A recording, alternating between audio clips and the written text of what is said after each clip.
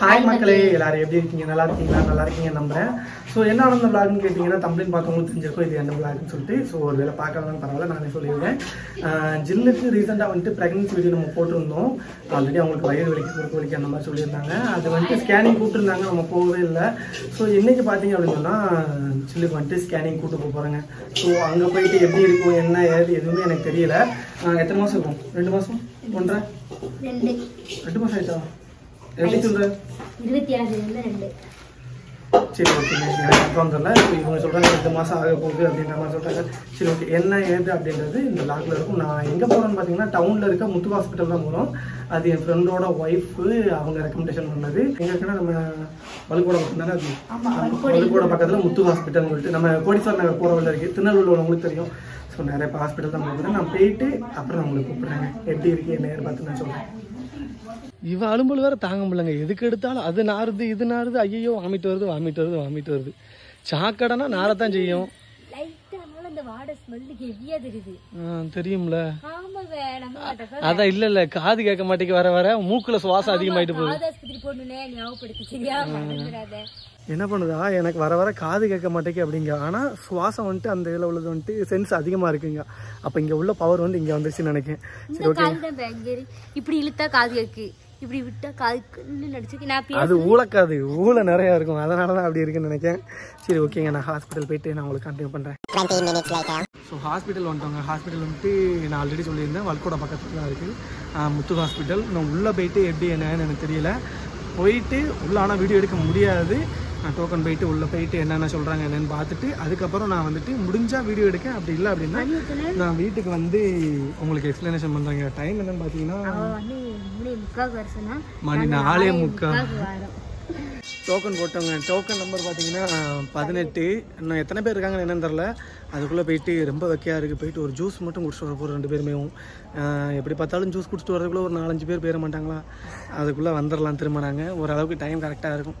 சரி ஓகேங்க, நான் ஜூஸ் கடைக்கு போயிட்டு ஜூஸை குடிச்சிட்டு அதுக்கப்புறம் வந்து எப்படி என்னன்னு தெரில. ஆனால் திங்கக்கிழமை மட்டும் தான் ஸ்கேன் எடுப்பாங்களாம். வியாழக்கிழமை வந்துட்டு ஸ்கேன் எடுக்க மாட்டாங்களா? வெளியே அவுட் சைடில் எடுக்க சொல்லுவாங்க. அப்படி சொன்னால் தெரியாது. நாங்கள் அன்றைக்கி தான் ஃபஸ்ட் டைம் ஹாஸ்பிட்டலுக்கு வந்திருக்கோம். ஆமாம், இந்த ஆஸ்பத்திரிக்கு இன்னைக்கு தான் வந்திருக்கோம். இனிமே போய் பார்த்தா தான் தெரியும். சரி ஓகே, என்ன டீட்டெயிலாக இருந்தாலும் நான் வந்து உங்களுக்கு அப்டேட் பண்ணுறேங்க.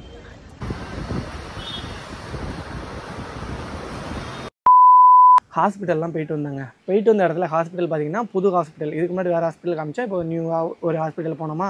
ஸோ அங்கே பார்த்தீங்கன்னா டாக்டர் ஒரு குட் நியூஸ் சொன்னாங்க, ஒரு பேட் நியூஸ் சொன்னாங்க.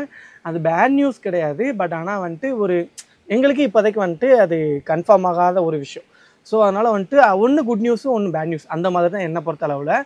ஸோ என்ன சொன்னாங்க அப்படின்றத தாண்டி என்னை வந்துட்டு பாதி உள்ளே இருக்கும்போதே வெளியே பற்றிட்டாங்க. நீங்கள் உள்ளே இருந்தது போதும் வெளியே போப்பா அப்படின்ட்டாங்க.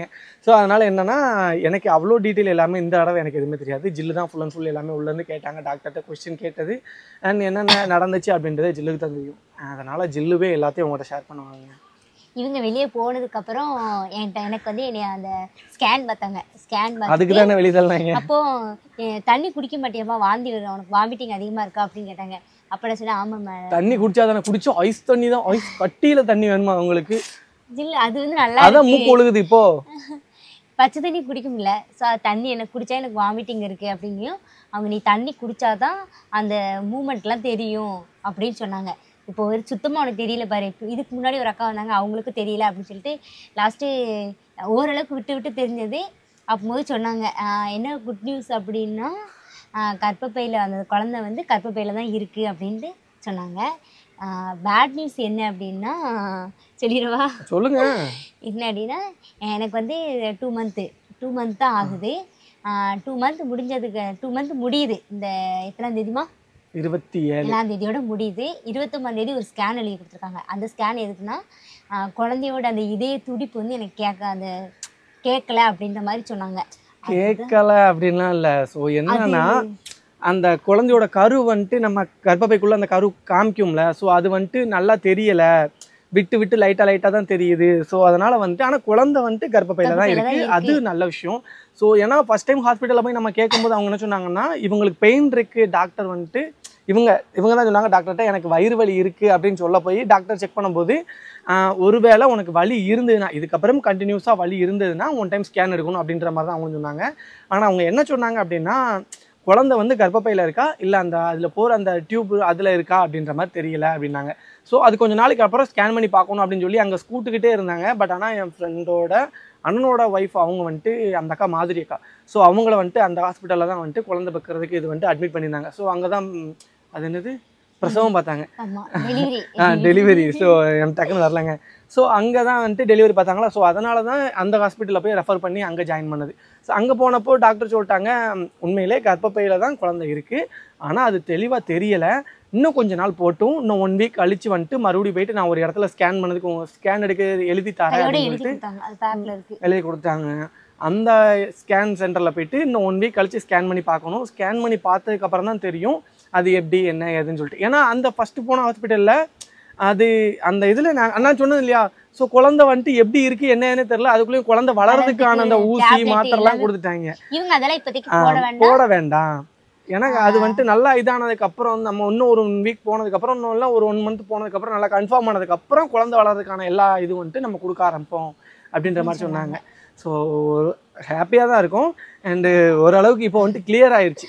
ஏன்னா ஃபஸ்ட்டு வந்துட்டு ஒரு பயம் இருந்துக்கிட்டே இருந்தது. ஏன்னா சப்போஸ் ஒரு வேளை வந்துட்டு குழந்தை வந்து அந்த டியூப்பில் இருந்தது அப்படின்னு சொன்னால் அப்புறம் அதை அபார்ஷன் பண்ணுற மாதிரி தான் இருக்கும்.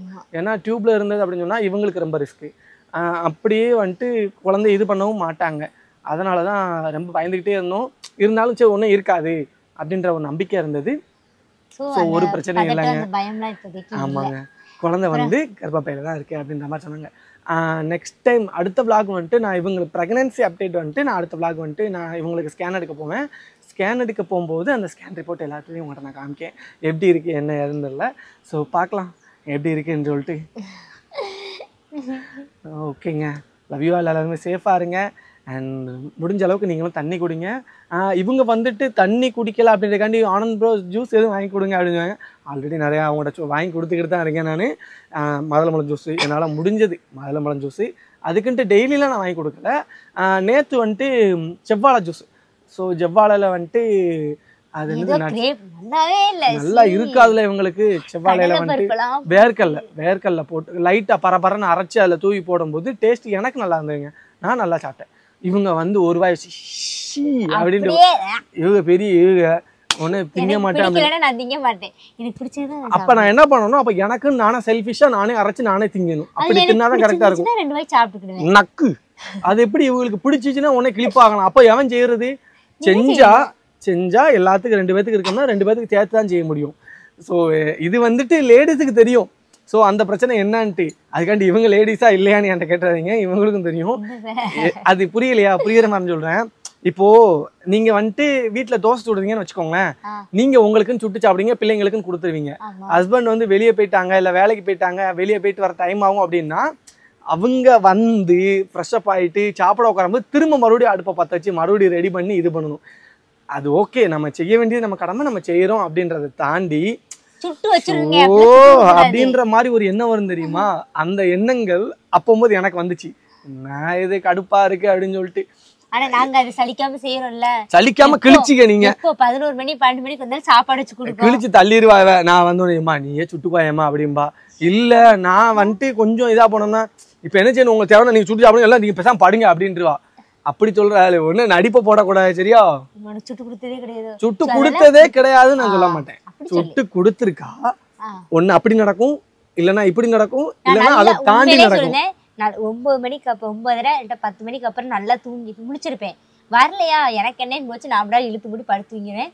அதுக்கப்புறம் வந்து ஏமா தோசை சுட்டு தான் தேவைன்னா சுட்டு சாப்பிடுவேன், போமா எனக்கு தூக்கம் வருது அப்படின்னு சொல்லி இழுத்து மூடி நான் தூங்கிடுவேன். பேய் மாதிரி கத்துவேன். பார்த்துக்கோங்க, சுயரூபம் எல்லாமே வெளியே வருது.